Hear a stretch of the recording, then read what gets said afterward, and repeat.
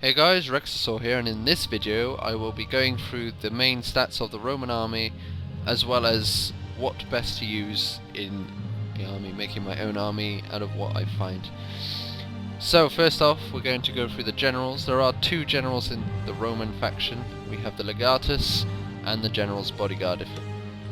Now the Legatus has less armor but more health, and the General Bodyguard has as a whole 50 more armor and 10 less health. In fact, in my personal choice, I would be using the Legatus most of the time. It costs 20 less, and the fact that it has more health is much better than the fact that it has more armor. In the melee infantry tree, the basic strengths of the melee tree is the fact that their weapons do 40 and above damage, the average being 50. 50 whole weapon damage is incredible for infantry. And on the lower 7, most of the melee attack goes above 60, which is incredible. So what I'm going to do, judging by what I see and what I know, I'm going to use mostly armored legionnaires in my army. I'm going to have 3 armored legionnaires, as well as some Principes to back them up.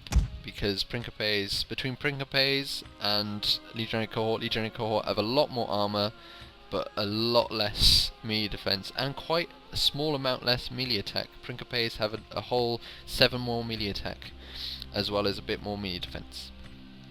So that is my melee infantry. I would be using Praetorians if I have enough money in the end. Praetorian Guard being one of the best infantry in the game from what I've seen so far. They have the ability to do so many things, including encourage the enemies, your allies. Encourage your allies with a morale boost, which is very useful. But this is a pretty box standard 6 units for infantry. It's pretty good. I don't have that much money. I'm using this army on medium funds. The Roman army costs a lot. That is one thing I can say to you. Spear infantry wise, I'm not really intended to use that much spear infantry. So for my spear infantry, judging that I don't have that much money, I'm just going to use some auxiliary infantry. 3 units of those. Probably hold up most cavalry charges, as well as a whole flank or maybe a centre.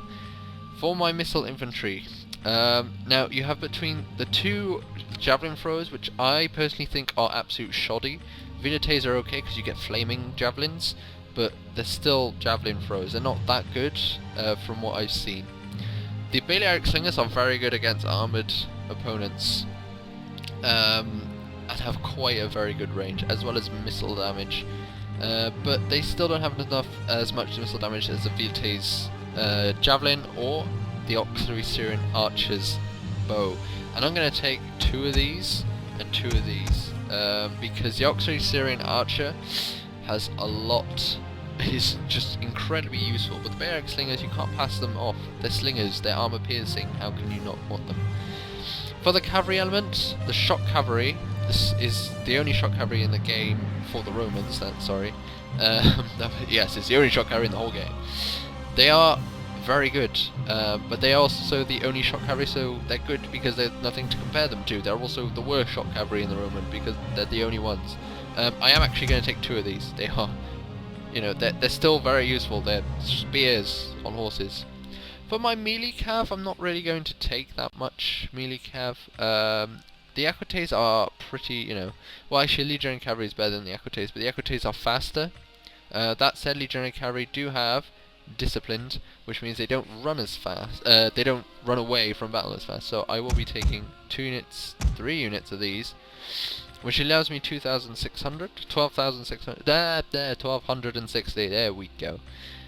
So that choice, I can take either a unit of Praetorian Guard, which I'm very tempted to take, or a unit of Praetorian Cavalry, and I'm probably going to take, judging by the amount of cavalry I have, a unit of Praetorian Guard, who are absolutely fantastic. Look at that stats, 69 stats, 69 weapon attack, 55 damage. That's more than most of the freaking infantry tree. And they also have so much space morale, and they have the average of 40 health. So that allows me 330 to upgrade some people's Now I'm going to do it to my archers twice.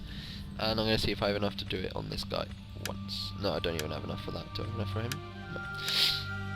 Why do I drop my archers? Well, because these guys are really deadly, and they are very deadly because they've got something called Dead Precision Shot, which increases their missile damage for an extended period. They have a freaking 25 missile damage already. Anyway, the reason I increase them is because giving them XP increases their shots per minute. It gives them quite an increase in melee attack and melee defense. As well as the morale is increased. Shots per minute is really why I'm doing it, because I want to get them to do as many shots as I can in as short a time as possible, hopefully doing as many casualties before they hit my line. Now, of course, I don't mind if they hit my line because I'm Roman and my defense is really high and I can take that kind of stuff. But having that increased morale also means that if I get hit by flaming arrows or whistling arrows from my side, then they're not going to run away. And they're not going to run away from a charge, but probably will. The base morale is still only 44, which is pretty low. It's actually lower than the auxiliary Praetorian slingers. But at least it's not as low as the levies or the militaries. When it comes to general skill type, I have played around with a lot of these things, and although Warrior gives you Warcry and the Fear, Warcry only affects one unit, and the Fear only affects one unit, which is really annoying. So, Commander is definitely the better. Having Rally, which is a whole area of effect, and Raised Banner, which is one unit. Compared to Strategist, which is one unit and one unit. It's really annoying. If there was more AoE, except apart from Rally, then I would probably use all the other ones for the Commander. Anyway, now I'm going to go into battle and show you a standard setup for this army. Okay guys, this is what I would call a general Roman setup with this army. A general setup. Anyway, in front I have my slingers. I always put slingers in front because of their low flying projectiles might do friendly fire in the back. That causes a mass amount of damage. Because these are armor piercing, around the back of these guys that would hurt a lot. I am playing these settings on low/medium because my laptop can't run it, by the way, so that's why everything looks quite ugly from close up. Anyway, on one side I have my Principes. On the other, I have my Armor Legionnaires. Both of these units have a lot of attack and defense, so they can both hold a flank. In the center, I put my Auxiliary Infantry. My Spears in the center defending my Archers, because I know that infantry won't be able to go through them, cavalry won't be able to push through them, and will have to go all the way around. I've put my Praetorian Guard on the left flank.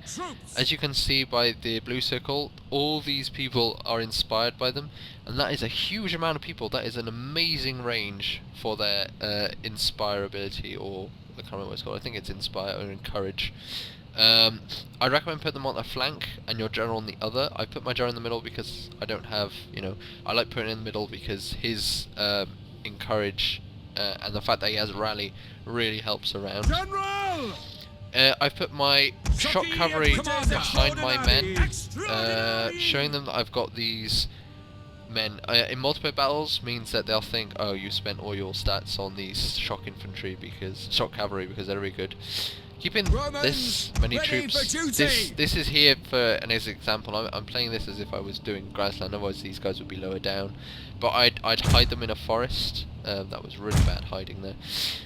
If you press Control and right click, they walk through it, so they remain hidden in forest. I would definitely recommend doing something surprising. Why would you put melee cavalry in the forest? Why would you hide them? They're melee cavalry. It doesn't really matter. Well, it's that kind of thing you want to, surprise your opponent with doing. So yeah, thanks for watching, guys. This was basically how you set up this normal stats for Romans.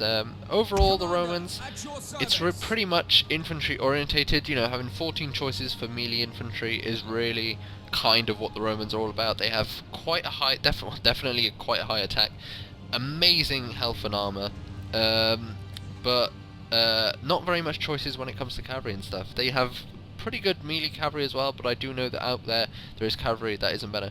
In addition, Romans can get elephants, which is kind of like, why do you have elephants, you weirdo? But yeah, so thanks for watching. In the next episode I will be going through Carthage. So thanks for watching, guys, and hurrah!